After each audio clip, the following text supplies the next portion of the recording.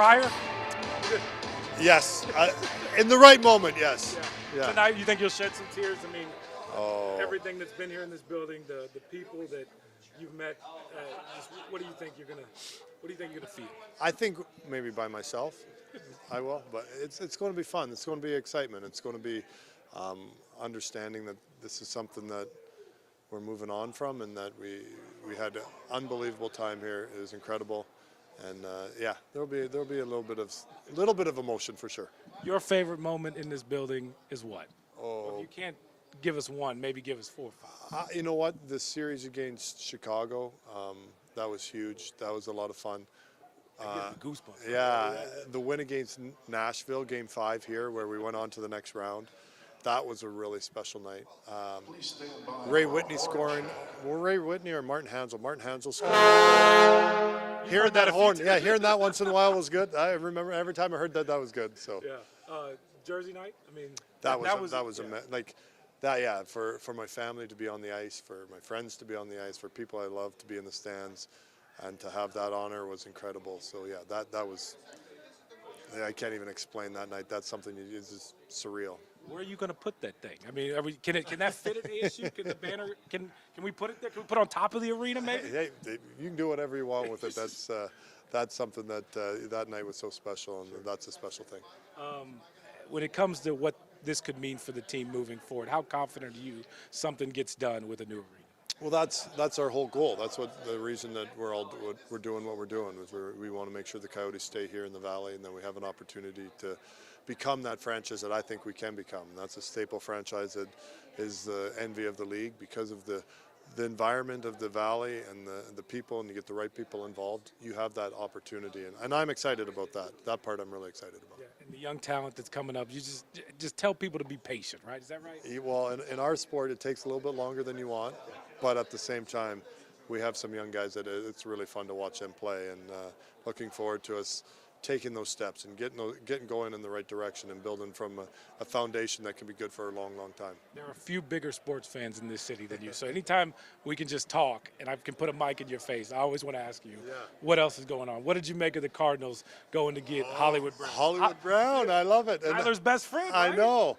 And I thought he mentioned him when they were talking about drafting him the first time. When he went through the draft, they talked about him, and I think that's so cool. And obviously, it's a statement.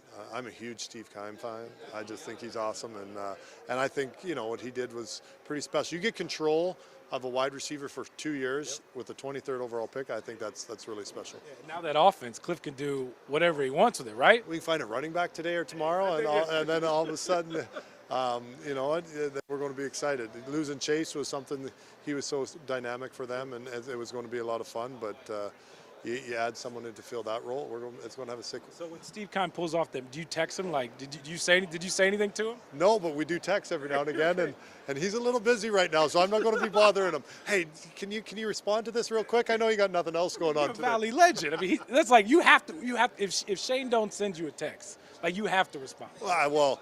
When he sends me a text, I have to respond because he's somebody that I just have a lot of admiration for and what he's done and the way he handles himself. And I'm excited. I'm really excited about the upcoming year, and obviously having those two guys on the wideouts, that's pretty special.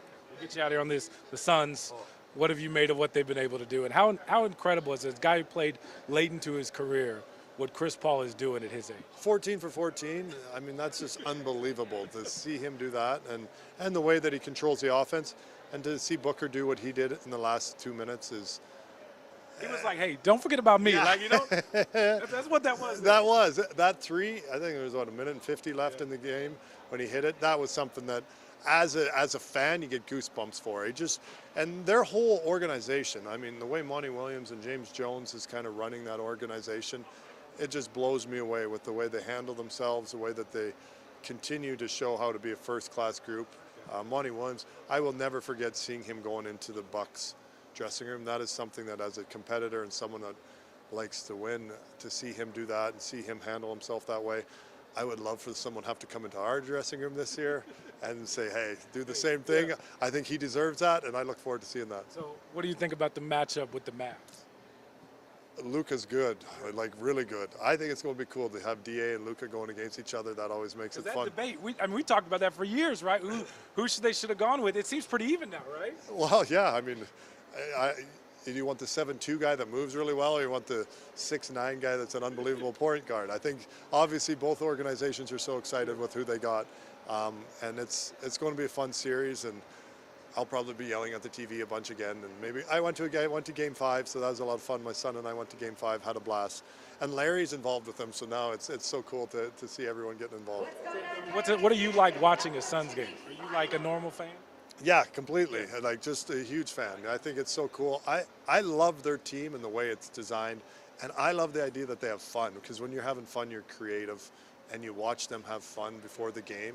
And there's a little bit there at the beginning of that series where that fun was kind of getting challenged by a few guys. That guy from New Orleans with the long hair. Alvarado? Oh, how fun would he be to be on your team, though? Yeah. And I am a huge Valanciunas fan. I love that guy. Yeah. Yeah. We'll get you out here on this. Now, Larry, he's got those courtside seats. Has he called you to be like, hey, man, come sit next to me in a game? Well, I've called him, but I don't know if he's calling. No. Hey, you know what? He's obviously how cool is it that you have him doing that, and everything that he's done for the Valley and what he does for the Valley, and for him to get involved with the Suns like this, that's pretty special that we have someone like him involved. I'll never forget when you invited him to skate with you, and the man from Minnesota could not skate whatsoever. But can you hoop? No. Well, my sister's better than me. I do know that, but my sister is like the best basketball player ever to play in Canada. So I have to. You got none of that. I got none of that. She can beat me left-handed, and I've accepted that. I did get to play in Kurt Warner's, like he has a game at his house once in a while, and I got to play in that, but I've never been invited back, so I don't know if I was quite good enough. But you didn't score any points? I did score. I got a couple. So I played really hard defense. I'm not sure if that's what's called for in pickup, but I had fun.